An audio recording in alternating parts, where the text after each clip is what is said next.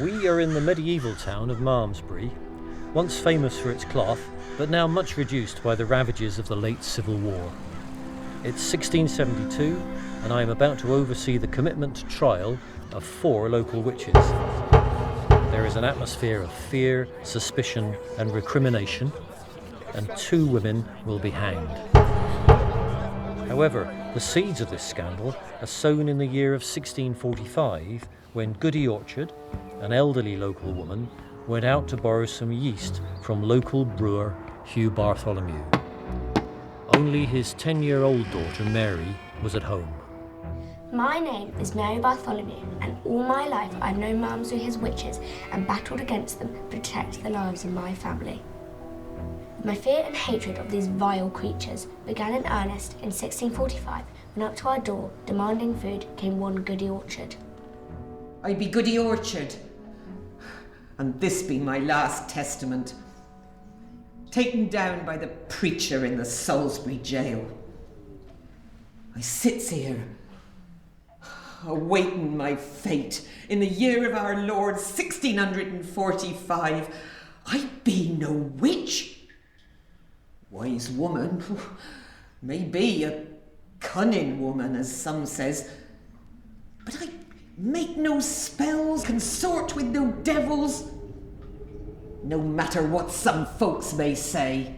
My father, being busy in his workplace, I answered a knock at the door, only to be horrified to see an old crone on the step. I knew that to give a witch anything would place you under her power. I told her we had no yeast to spare and be gone.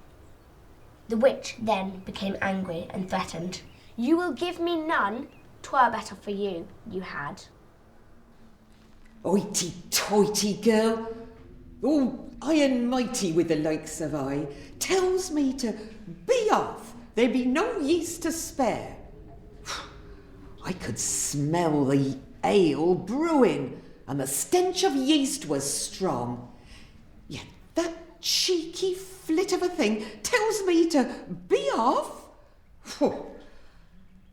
I says, "So you gonna give me none?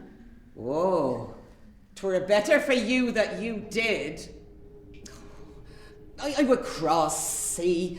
I wanted to scare her into giving me some. She slammed the door in my face. So I left. My father rushes through from the brew house and finds me in tears. I told him that Goody Orchard had been horrible and demanded yeast from me, even when I said we had none to spare. My father was in a dreadful state, full of anger and rage. He runs from the house after Goody Orchard, but although he found the hovel she lived in, she had fled the town. Oh, Bartholomew, he didn't stop to check what had happened. Oh no, his Mary had told him about me, so he comes rushing after me, convinced that I'd bewitched his money in some way. By the time he'd got to my house, well, I'd locked the door, I'd put the window boards up. I hid myself away as best I could. Oh, for fear of the man. He hammers on the door and is calling for me. His voice is loud and his fist is hard. Oh. Then my interfering neighbour comes out, asking if I've been doing any of my frolics on him. Well, he says I have, because his Mary refused me balm. So I caused one of my spirits to break open his great cedar chest and, for all he knew, toss his money about or steal some of it away. 'Twas a bare-faced lie. And I called out he was a lying old rogue. Nobody had broke open his chest or stole his money away. How could they? And so Goody Orchard is forced to flee her cottage in Malmesbury for fear of further reprisals.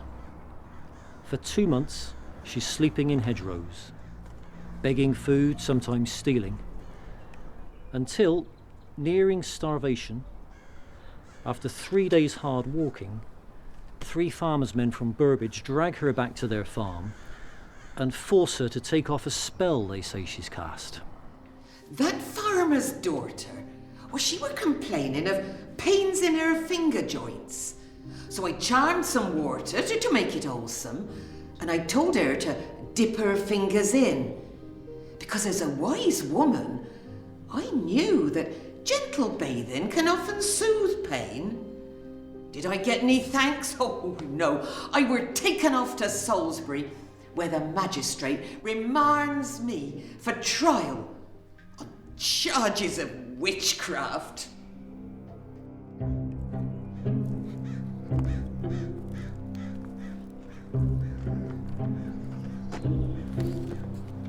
Word soon reached the good folk of Malmesbury that Goody Orchard was to stand trial in Salisbury, accused of witchcraft. The Bartholomews were one of the first families to go there, despite not finding any damage to their treasured chest. Although we found the cypress chest badly damaged, and the lock so broken we employed a local smith to force open the box, all of Father's money was still there. Nevertheless, we knew that this was the work of the devil, even if he had failed his intentions. So, my father and some other folk determined to go to Salisbury and testify against Goody Orchard. Although I was only 10 years of age, I went too, for I was the one that had confronted her on her doorstep, and despite my fear, I was glad to go. The judge sentenced Goody Orchard to hang on the grounds of witchcraft. As she was led from court, she sent me such a look as would freeze your blood. She cursed me then, I know it. Even if no words were uttered, she cursed me and mine for evermore, and since that day I have battled against the forces of darkness without rest. Oh, as luck would have it, news got back to Malmesbury that I'd been taken. And Bartholomew and his daughter, and some of the good folk of Malmesbury, well, they travelled to Salisbury to testify against me. And that farmer from Burbage, he testified, and his daughter, they testified too. Oh, I could see that judge had no mercy in him. I were doomed as soon as she pointed me out. I hang tomorrow.